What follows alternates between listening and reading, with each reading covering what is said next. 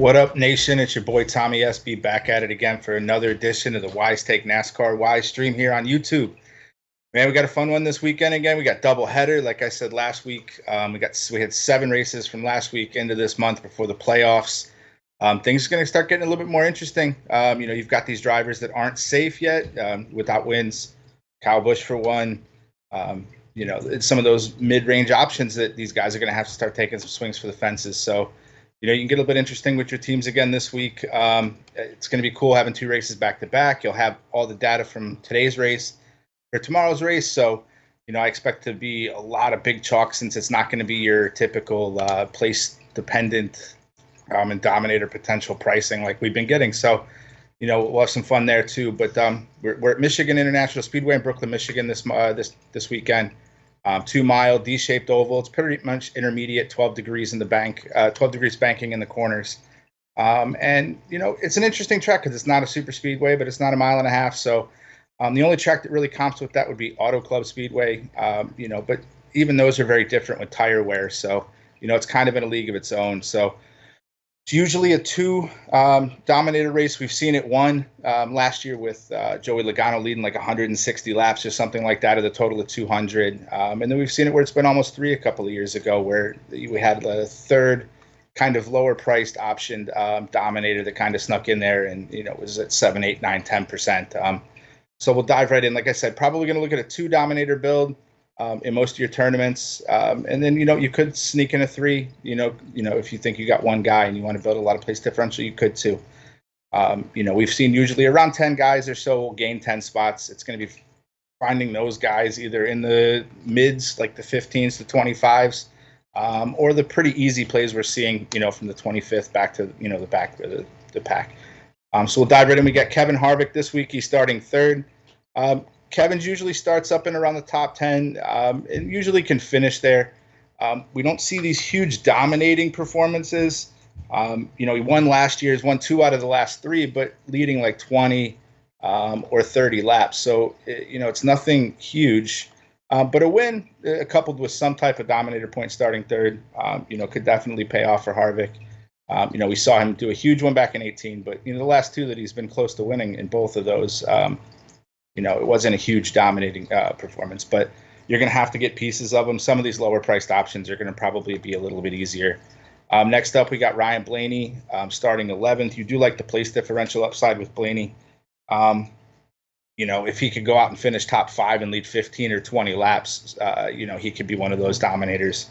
I don't think Blaney is going to be, completely off the charts, but, they're going to be highly owned for sure.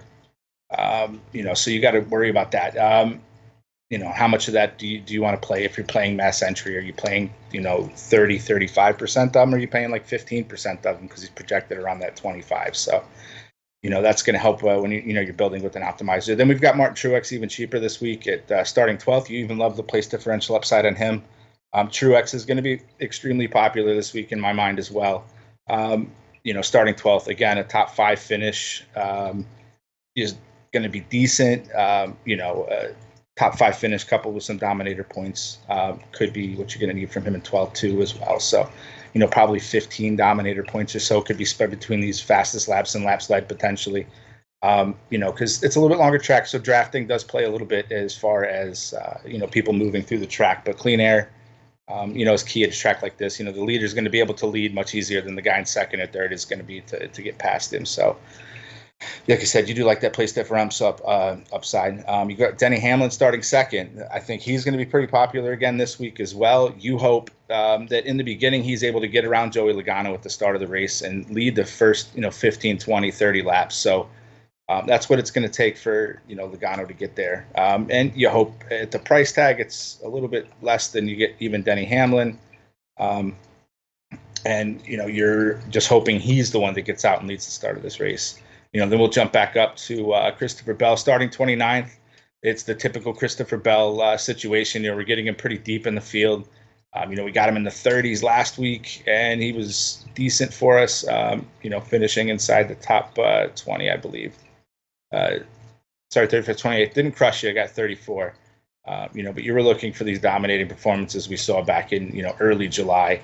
for him to get there for you. So, like I said, he'll be popular because people are going to love that place differential upside.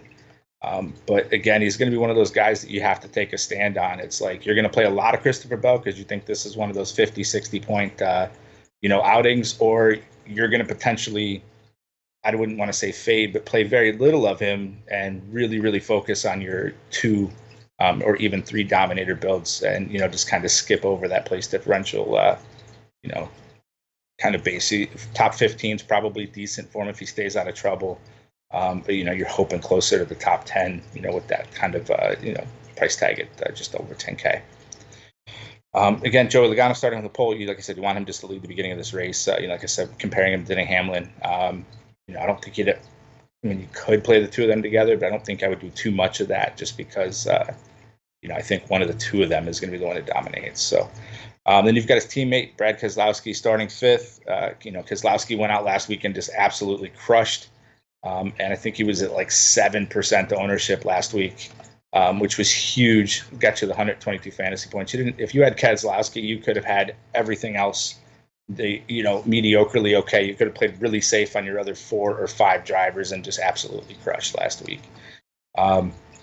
So, like I said, Kozlowski, you like a few places, few place differential upside places if he's able to finish inside the top 3. But more than likely for him to get you there, he's going to have to go out and lead you, 30, 35 laps or, get you somewhere around 15 or so dominator points and finish around where he started, or within, the top 8, top 10. Kyle Busch, again, the elephant in the room. I thought last week was going to be it for him and he was going to get there. I played a little bit more of him than I probably should have, and I absolutely regretted it immediately. So Kyle Busch, man, you're going to start getting his ownership just is going to continuously keep going down and down and down each week. Got you negative 27 last week. Actually crushed me. Then, a couple races before that, he was okay. At that price tag, he goes out and gets me a 50, goes out and gets me a 60. I'm going to like it. Kyle Busch, probably sub 15% just because nobody trusts him. But, that's what makes him, again, interesting this week is like if he goes out and somehow, by the grace of God, wins this race, and you have him at probably 10 to 15% ownership, you're crushed. Top 6 in the last 4, top 10 in the last 7 or 6. But we've seen these horrible performances before. And it scares me a little bit. I mean, if you're going to play Mass Entry, you're going to get a little bit of him.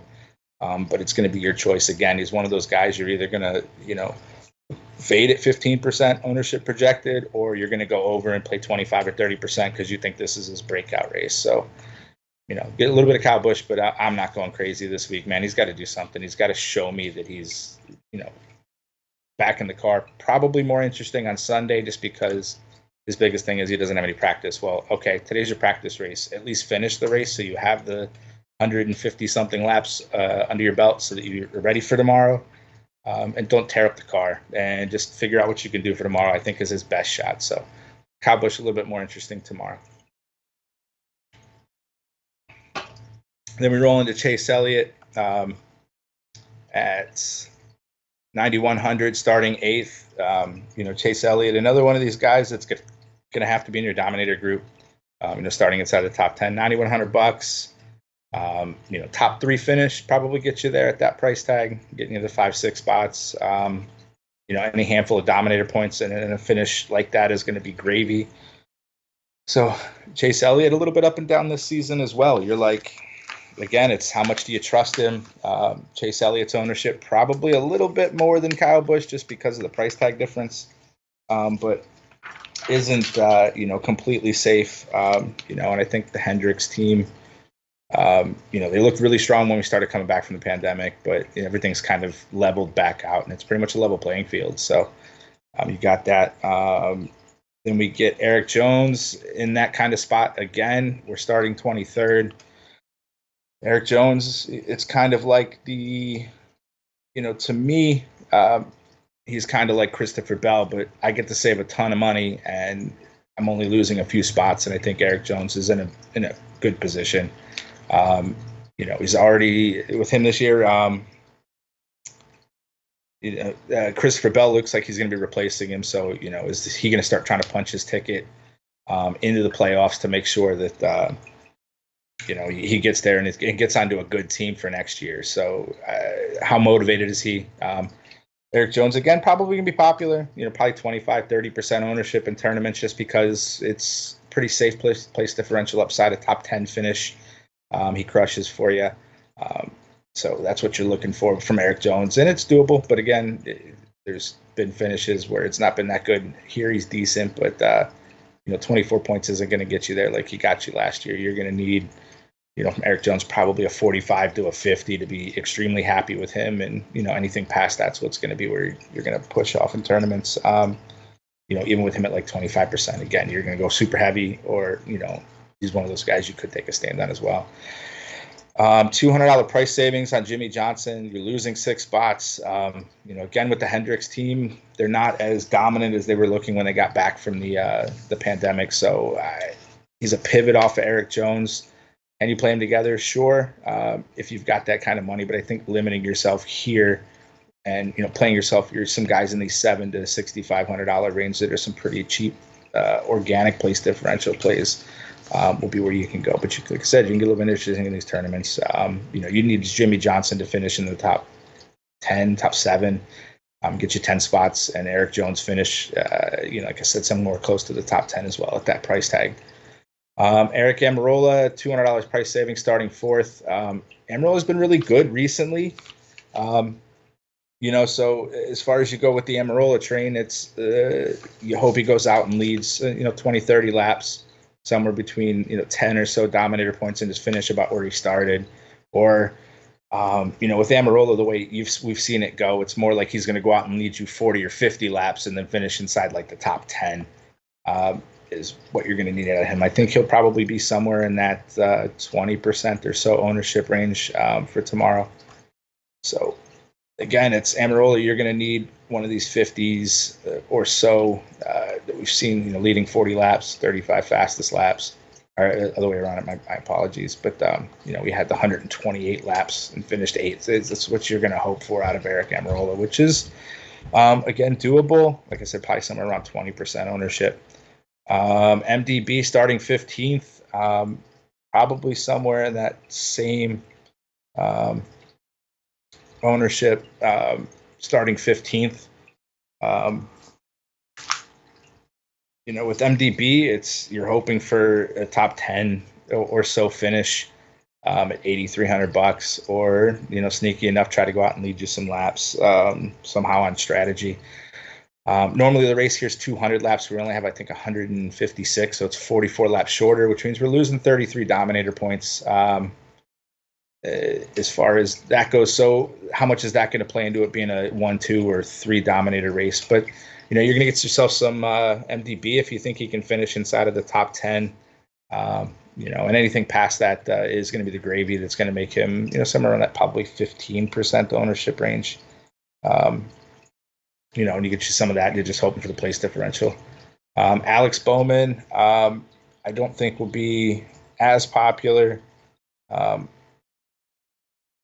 It's Bowman, you're hoping for some dominator points, like a couple laps led somehow, and finish inside of the top 10. Probably get, like I said, Bowman, probably sub 10%, I would guess. So that's what it's going to be. It's like, you're either jumping on the train or fading him this week, depending on how many entries you're doing. You're doing 150, you get yourself a little bit, but, probably sub 10%. And, if you're trying to really limit your player pool on like a 20 entry max, he's somebody you could fade if you felt that it was he's going to finish like outside of the top 15 with no dominator points. Then we roll into his teammate, William Byron, starting 19th. Him, you're hoping for a top 10 finish or so for him to pay off. He'll probably be more popular than his teammate for sure. Just because you're getting a little bit of price savings and Bowman. Byron jumping around here, 19th at 8,200. You're hoping, like I said, top 10 finish for him. It's doable. Byron hasn't been anything super special here. We've seen some decent finishes, but nothing super crazy. I don't think he's led any laps here.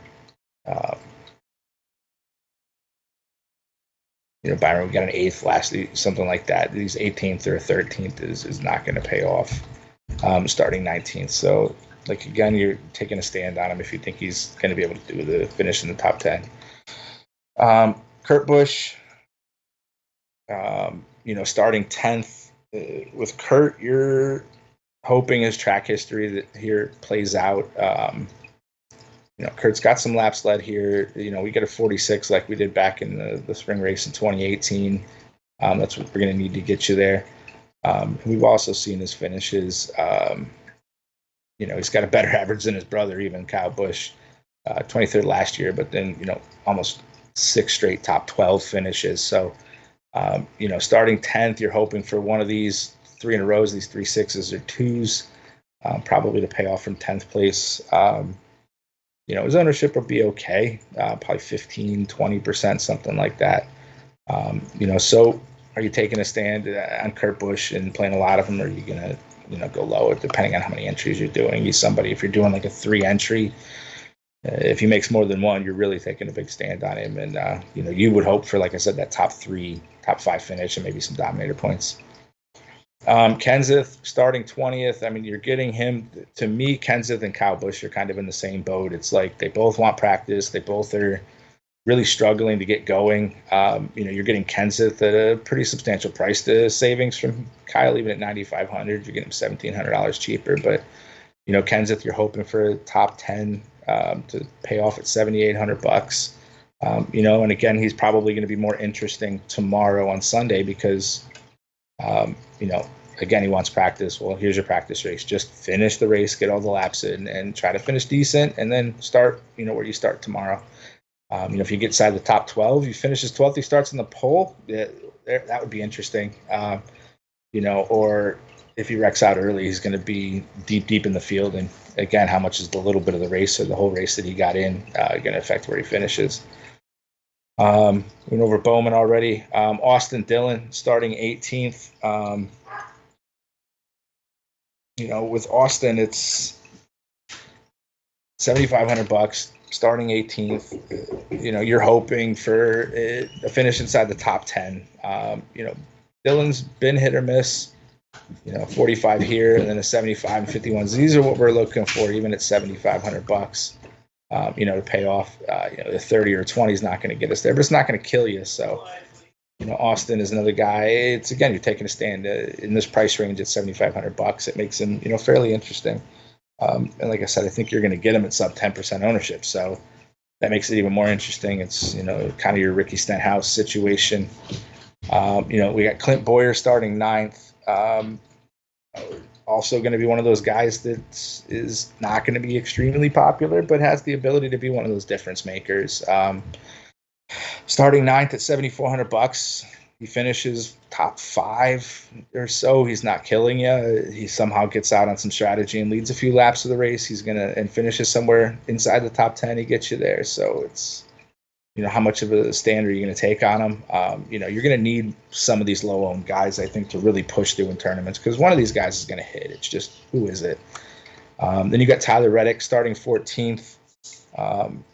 Again, probably in the Clint Boyer boat. You like the extra 5 place differential spots. Reddick's been strong. One of these, pretty much in the last 3 races, he was decent for you. He crushed for you when he finished second at the O'Reilly Auto Parts race and, got you a 69. And even these 50s, you give me a 50 at $7,200, I'm pretty happy. So, again, don't think he's going to be super popular, but one of those guys that could easily be one of those difference makers tomorrow. John Hunter Nemechek at $7K. You're thinking he's safe. If Nemechek can just keep it out of the wall, he should be able to finish around the top 15. So you like 15, 16 place differential spots. So I think he'll be popular because he's cheap. You're getting him a $7K, gives you enough room to play your 2 more expensive dominators, and see what you can figure out there. Ricky Stenhouse, in the exact same boat. These are some of your pretty safe place differential plays that are cheap. Ricky Stenhouse doesn't wreck the car, should finish inside the top 15. Doesn't have the greatest track history here. But we've seen decent. It's not, like I said, nothing to shake a stick at. But starting that deep in the field, even getting me inside the top 18, starting 32nd is going to smash for you. And the top 8, he's going to crush and be, one of the bases of like your teams. You're building 2-3 entries or a single team. You're going to probably take 1 or 2 of these guys. You take the 2 of them if you were really thinking both of them could finish inside the top 15. It leaves you at $9K for your other 4 drivers. So it doesn't make you have to get really in the bargain basement. But even down here, there's a lot of cheap, pretty safe plays that you can get, the bottom of your build on, and then try to build the top, or vice versa. Like you get your 2 or 3 and then see kind of where your average is and see who you're going to pick, from what department. So we got Cole Custer, $6,700, starting 16th. Custer's kind of going to be in that, Boyer, Austin Dillon, Alex Bowman kind of boat. He's going to be one of your low-owned potential difference makers. Starting 16th, if he's able to finish inside of the top 10 at $6,700, he crushes for you. But finishing around here or worse at $6,700, again, probably won't kill you, but you're hoping for more out of him. Bubba Wallace starting 24th. With Bubba, it's how safe are you thinking the 24 starting spot is for him? You hope Bubba gets you 10 spots, finishes 12th, 13th, 14th, probably to get you there at $6,500. So again, it's one of the lower owned kind of cheap options that, you don't need a ton out of. And the upside is potentially there, but, it's not anything that you're going to try to be running, head first into. But, you get yourself some of that. Get you some of them if you think you want to build on that part as well. Chris Buescher, probably a little bit safer, just in a little bit better equipment, starting 22nd. So which one of these 2 guys you could pivot off of each other, in tournaments. I don't think you would need to play both of them because it would leave you a ton of money. I'd rather play just one of them, but the 2 of them could hit, and getting them that cheap, you could get there as well. Ryan Newman, starting 13th. Newman just has, not been anything super, super special over the last, few races. So I don't know, man. Newman, it's again, you need him to go out and either finish inside of the top 5. Inside the top 10, again, won't kill you, probably get you somewhere like a 30, 35, which is kind of what you're looking for out of him. So even if he finishes inside the top 10, you're probably okay with Newman at $6,200. Like I said, probably sub 10% ownership. So again, the ability to be a difference maker, but if you look at his race logs, these 2, no, you get me a 34 there, sure. 18, negative 10, like it's been really hit or miss kind of all season. So like I said, you're probably looking for like a 30 out of him, which is, like I said, probably right around top 10, top 13 finish where he's starting, which is doable. Hard guy to pass, but I don't think he's going to be super popular. Michael McDowell, as far as in this range, because of the guys underneath him, Suarez, Priest, Ty Dillon, LaJoy, these 4, I think McDowell's ownership's going to be low because they're like, why would I spend, McDowell's probably going to finish around here if he has an okay race, and if somehow he gets on strategy, that's where he's going to crush for you. So again, McDowell's one of those guys, if you're doing a couple entries, or you just fading him all together, or are you taking a stand down and he finishes somewhere like inside the top 15 or so? And his finishes, again, nothing huge. McDowell, like I said, roughly a top 25 car, which is worse than where he's starting. So, like I said, I don't think he'd be popular. But if you're really safe on the rest of your lineup, he could be one of those guys you kind of fill in just because you're trying to get just slightly different. If you think the chalk's just going to kind of crush this week. Then we roll from McDowell down into Suarez, Priest, Ty Dillon, LaJoy. You got 34th, 35th, 36th, 37th. And that's why I'm saying I think like for the ownership of McDowell or even Newman, even Buescher, I think it's limited just because everybody's like, this is the base of my build. Like, why would I even start there? you go and you snag yourself up Ryan Preece at, $5,800. Go up here and you're like, all right, I want Truex for the place differential, and I want Logano for the early dominator. Truex is a low-owned dominator. And then you can even go down here, snatch up some Eric Jones. It still gives you $7,500 for the other two. So like I said, you don't have to get too crazy. I think that's a pretty basic kind of cash build if you're looking. If you don't want to if you want to treat Truex as just a place differential play and you're hoping for a top 5, go up here and grab yourself another one of these, dominators. You could take yourself, a low-owned dominator at this point. Somebody like, Kurt Busch at $8,000 still leaves me with 69, and I could still grab up Stenhouse starting 32nd. Like, that is just really comfortable and easy kind of to build for your cash team. So, like I said, I think those guys are going to be popular in cash. See what questions we got. Then was up into FanDuel.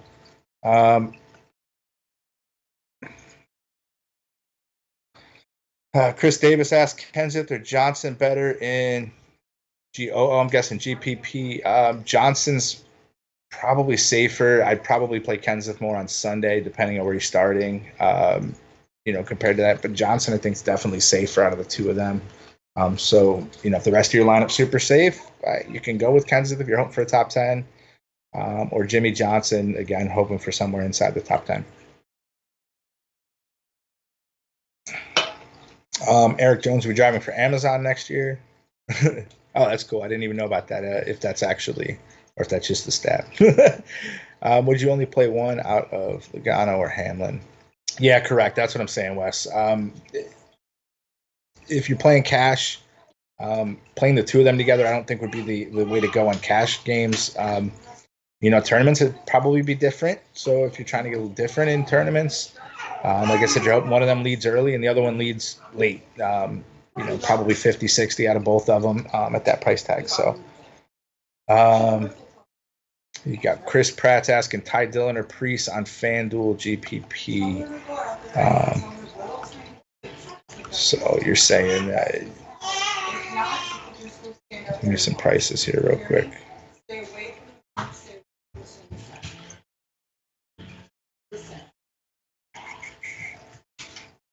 So you got Preece at 4,500, and we're saying Preece and Ty Dillon. Ty Dillon's $5,000. If you're trying to go like the full punt option, you hope one of the two of these guys gets you inside of the top 15. You can go there. I don't know. I guess I like the $500 price savings and the extra spot for Preece. Ty Dillon just hasn't been super impressive lately, so I'd probably lean Preece. You plug him in at 4,500. Yeah, it leaves you 11,375. You can pretty much play whoever you want. In the rest of your build with that, you're saying, okay, you're doing your best to get the top 5 finishers. If you think Joey Logano goes out and leads a ton of the race, 30, 40 laps, you could grab yourself some Logano. And then even some Martin Truex at 12.8 still leaves you with 10. It's again pretty easy to build. You go grab Eric Jones at 10K, still leaves you 11.3. You could get up here, and if you think there's a second potential dominator, or you think one of these guys, has top 5 upside as far as finishing, you take him. Is there as well. So again, or even if you're, like I said, you want to play place differential safety, you can play some Christopher Bell as well. You see any more questions, and I'll try to roll into FanDuel. All right, so Ronald Carter getting a FanDuel for you right now. Pick 2 in DK. Ty Dillon, Preece, LaJoy. Again, these guys are this can be your bread and butter as far as your budget. Guys, if you're building the base on your teams, again, you take a super cheap guy even like that on, DK at $5,800 gives you $8,800 for 5 other drivers. The most expensive guy only being $11,000. This still leaves you a lot of room to even take, 2 guys in the 10s if you like 2 of them in the 10s, or some of these early 9K options that are pretty safe, or you hope have dominator potential upside. So like I said, it's be pretty easy, I think, to build teams.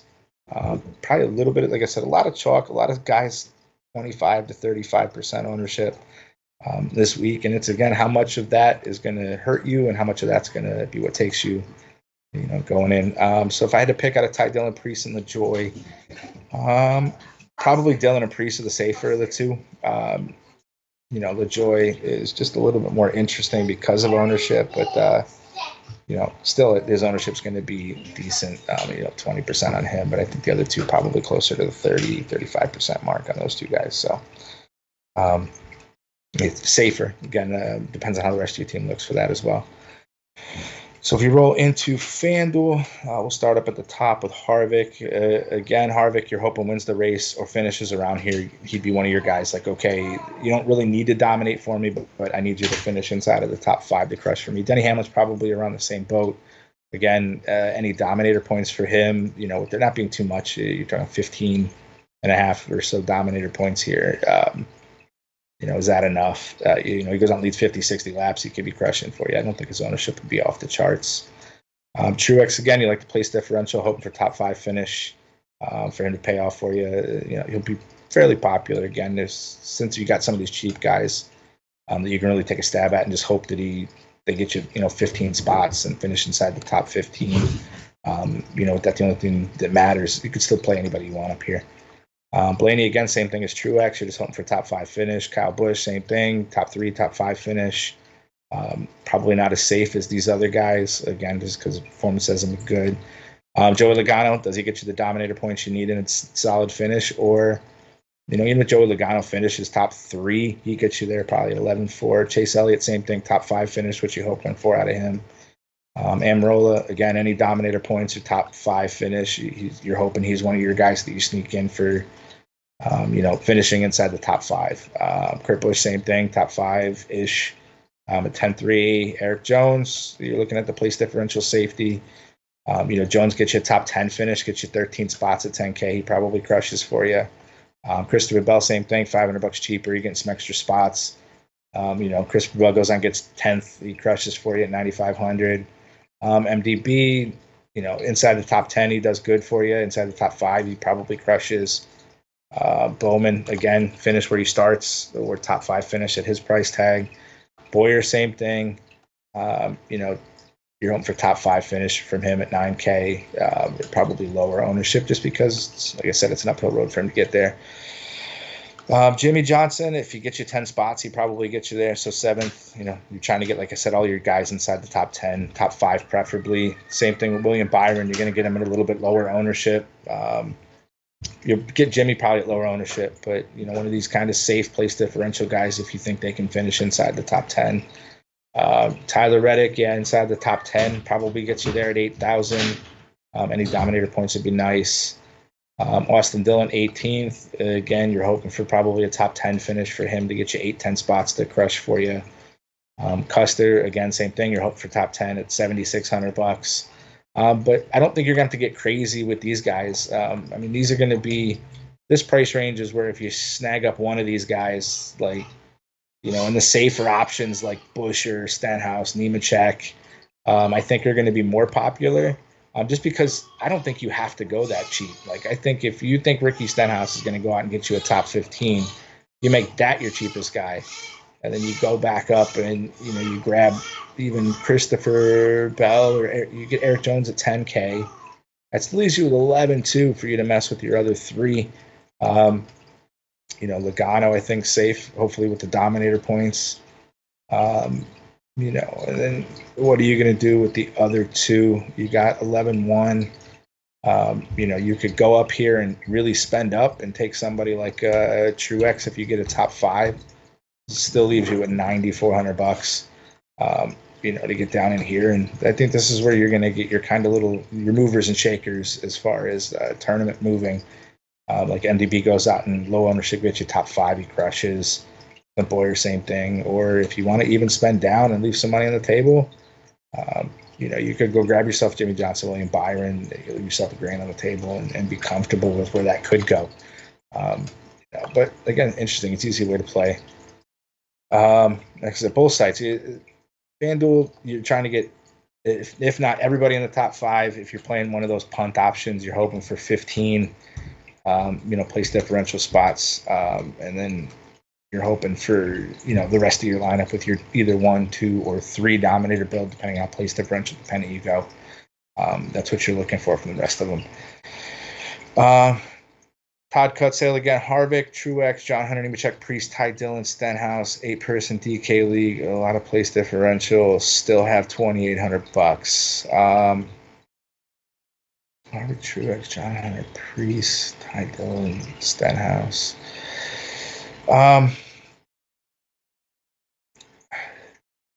It depends on what you're looking to do. I like the Truex. Harvick, I think, is you can save a little bit of money there, and that lets you really kind of do whatever you want. $2,800 left. That's a ton.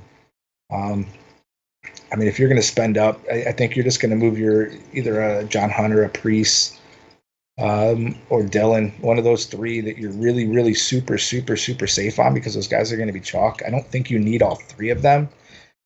So if you took out, I'd probably lean towards taking out Priest, just because I think he's going to be higher owned, and kind of leave those 2 more, because you got a pretty safe, I think, dominator base. And then I do like the Stenhouse play. So you can move one of those guys around and see what that lets you get up to for your other guys. I think if you could get rid of a Priest and that gives you $2,800, he's probably get you into the sevens. $7,500 range, and you've got some guys up in here. You could get into like try to get a little bit more weird, maybe with Austin Dillon or something like that. $2,800 if you want to spend up, but like I said, you might even get there if you think those place differential base guys are gonna absolutely smash for you. All right, guys, get your question going. Like I said, you got to hit us up at the Wise Take Nation, wisetake.com. We've got all sports. You want to join us. If you want to book your ticket to Screenshot City, you got to get there with us. So, come check us out. There's day pass options. There's monthly subscriptions. Like I said, we've got the Wise stream every week for NASCAR. I'll be here tomorrow, either early in the morning for you, depending if we're golfing tomorrow, or whether I'll do it around this time tomorrow. So, keep your ears out for that. Like I said, this week it's 2 to 3 dominators.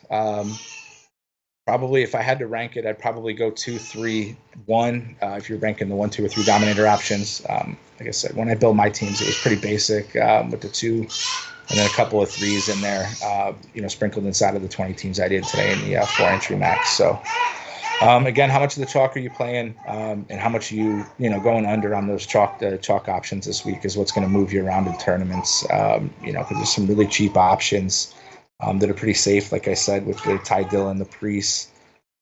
Even Suarez is kind of sneaking in there. LaJoy is fairly safe, probably around 20%. Those guys, it makes building your teams pretty easy for the rest of it. So, see you guys tomorrow, man. Good luck. And like I said, let's punch that ticket to Screenshot City.